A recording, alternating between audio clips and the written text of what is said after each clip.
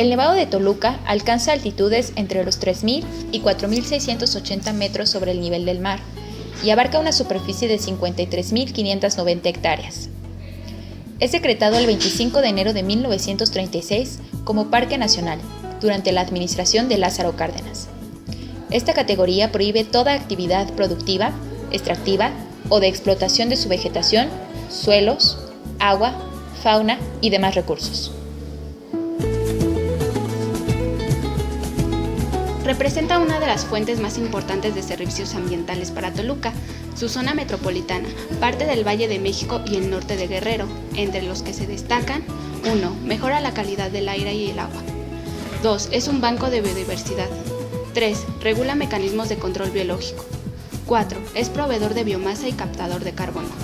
Y es importante captador de agua, ya que surte dos de las cuencas hidrológicas más importantes en México, la del río Lerma y Balsas. Abarca 10 municipios del Estado de México: Almoloya de Juárez, Amanalco, Calimaya, Coatepec Harinas, Temascaltepec, Tenango del Valle, Toluca, Villa Victoria, Villa Guerrero y Sinacantepec. Es hábitat de especies de flora y fauna propias de los bosques de coníferas y de alta montaña, entre las que destacan el pino,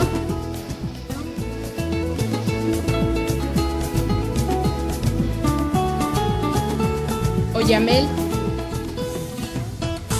y cedro, además de aves como codornices, pájaros carpinteros, calandrias, búhos, lechuzas, azulejos y colibríes, y mamíferos como coyotes, teporingos y tlacuaches. Además de especies en riesgo como la rana Moctezuma, halcón peregrino, gavilán de Cooper, lagarto alicante del Popocatépetl y la lagartija escamosa de Mezquite. Con el pasar de las décadas, el gobierno federal y del Estado de México omitieron garantizar protección al Nevado de Toluca, por lo que este santuario natural se vio invadido por agricultores, talamontes, ganaderos, cazadores y mineros, así como por asentamientos irregulares. El decreto de creación del Parque Nacional nunca fue ejecutado y tampoco se llevó a cabo un programa de indemnización a los propietarios originales de los predios. El riesgo es que estos se vean sometidos a una nueva imposición, tal como ocurrió en los 30 años, cuando fueron dotados de títulos de propiedad, y un par de años después, cuando el presidente Lázaro Cárdenas decretó esta zona como Parque Nacional. Les dijeron que esas tierras sí eran suyas, pero que no podían hacer nada para aprovecharlas, y desde entonces a la fecha el único medio que los campesinos tuvieron para obtener ingresos fue explotando los recursos de forma descontrolada. El Parque Nacional era un área coadministrada por el Gobierno del Estado de México a través de la Comisión Estatal de Parques Naturales y de la Fauna, CEPANAF, de la Secretaría del Medio Ambiente del Estado de México, a través del Acuerdo de Coordinación que celebraron la Secretaría del Medio Ambiente y Recursos Naturales y Pesca, Semarnat, y el Gobierno Estatal, mismo que fue publicado en el Diario Oficial de la Federación el 3 de noviembre de 1995. El parque, dado el abandono de las autoridades, ha sufrido deterioro de sus zonas forestales, vinculado a dos causas principales. 1. La proximidad de algunos núcleos de población que presentan un acelerado crecimiento poblacional. Y 2. La existencia de factores exógenos que fomentan el desarrollo de actividades ilegales dentro del parque. La presencia o proximidad de localidades ha acelerado los procesos de cambio de uso de suelo por la necesidad de abrir nuevas tierras al cultivo y la urbanización, y ha representado un aumento de la demanda de recursos naturales para el autoconsumo. Tal es el caso de la extracción de leña o la colecta de hongos silvestres. La situación político-administrativa de la región y la falta de mecanismos de vigilancia y control han propiciado la aparición de individuos o grupos organizados dedicados a la tala clandestina, la crianza de ganado a gran escala y la extracción ilegal de productos forestales no maderables. La presión a los ecosistemas naturales se manifiesta por la tendencia al cambio de uso del suelo forestal a agrícola, urbano o industrial. Es importante destacar que el incremento de la población ha estado aparejado por el aumento de la población de 15 años y más que no sabe leer ni escribir, lo que implica un mayor número de habitantes que no tienen una educación escolar básica y tampoco cuentan con una adecuada educación ambiental.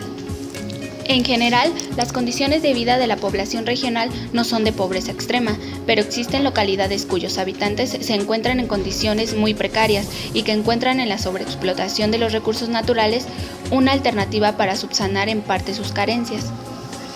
La Semarnat, a través de la Comisión Nacional de Áreas Naturales Protegidas, de conformidad con lo previsto en el artículo 58 de la Ley General del Equilibrio Ecológico y la Protección al Ambiente, realizó el estudio previo justificativo para modificar el decreto y cambiar la categoría del Área Natural Protegida Parque Nacional Nevado de Toluca, del que se concluye que la montaña denominada Nevado de Toluca reúne los requisitos para declararla como área de protección de flora y fauna, el cual se puso a consideración del público en general, mediante aviso publicado en el Diario Oficial de la Federación el 29 de enero de 2013. La LEGEPA indica a la letra: en los parques nacionales solo podrá permitirse la realización de actividades relacionadas con la protección de sus recursos naturales, el incremento de su flora y fauna y en general con la preservación de los ecosistemas y de sus elementos, así como con la investigación, recreación, turismo y educación ecológicos. Por otro lado, para las áreas de protección de flora y fauna indica: se permite la realización de actividades relacionadas con la preservación, repoblación, propagación, aclimatación, refugio, investigación y aprovechamiento sustentable de las especies. El aprovechamiento podrá autorizarse a las comunidades que ahí habiten en el momento de la expedición de la declaratoria o que resulten posibles según los estudios que se realicen. Mediante un decreto presidencial emitido el 1 de octubre de 2013, se modificó su estatus legal de Parque Nacional a Área de Protección de Flora y Fauna, abriendo la posibilidad de emplear el 71.5% de la superficie a labores productivas y manteniendo para labores de conservación solo un 28.5%. El presidente Enrique Peña Nieto determinó que más que perseguir las actividades productivas y extractivas catalogadas, dado el anterior estatus como ilegales, lo que se debe hacer es ordenarlas apropiadamente, de tal forma que se preserve nuestro patrimonio natural al mismo tiempo que se genere riqueza. El secretario de la Semarnat, Juan José Guerra, defendió en conferencia de prensa la determinación de la Presidencia de la República como una decisión sana para el Nevado de Toluca.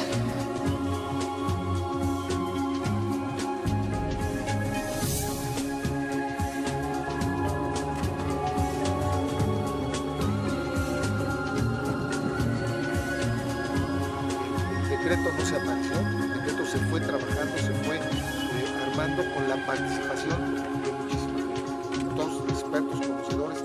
Se hizo una consulta con los presidentes municipales, se hizo consulta con todos los ejidos, todo el mundo en general está de acuerdo en que esto se pueda, digo, que haya concretado. Eso es fundamental, que no se apareció, no fue una decisión unilateral del gobierno federal o del gobierno del Estado de México. Una decisión que se consensuó con todo.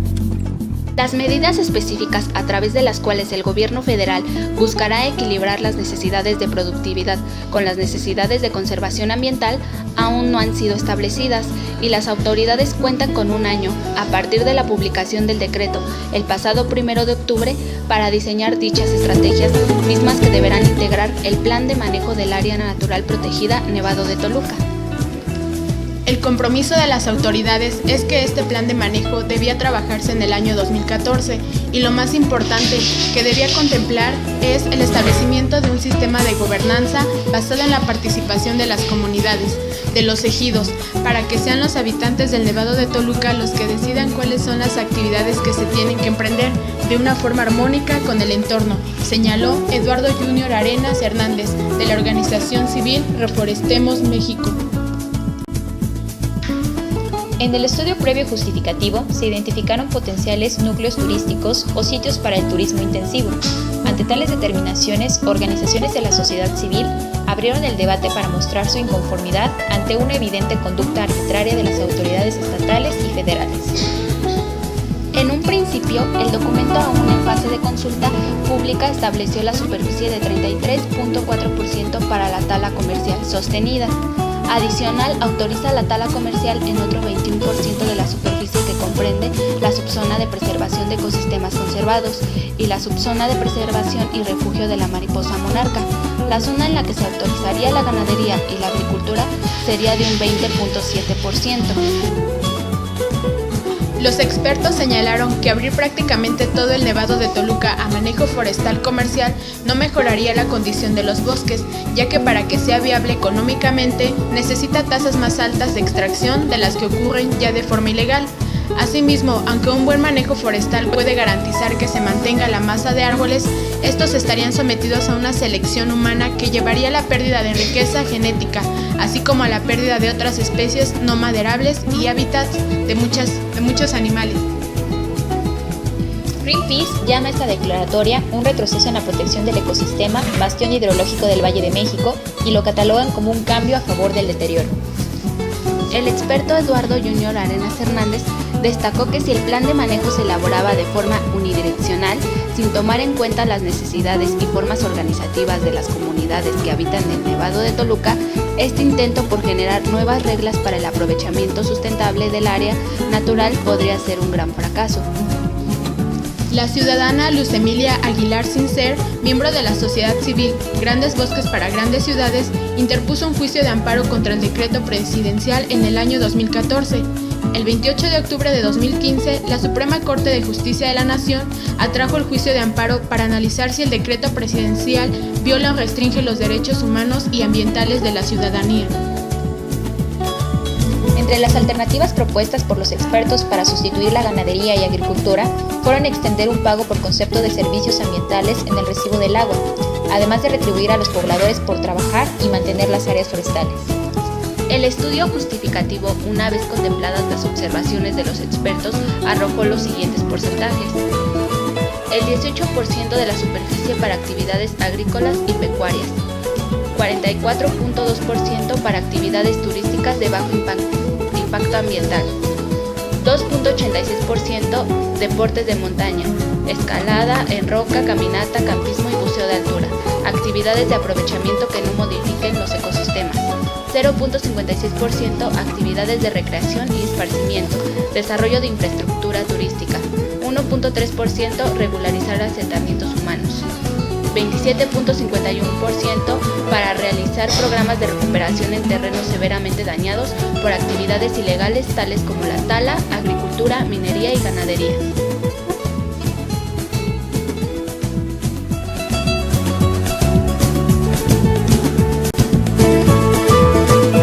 El cambio de categoría y el plan de manejo no son la panacea para evitar el deterioro del Nevado de Toluca.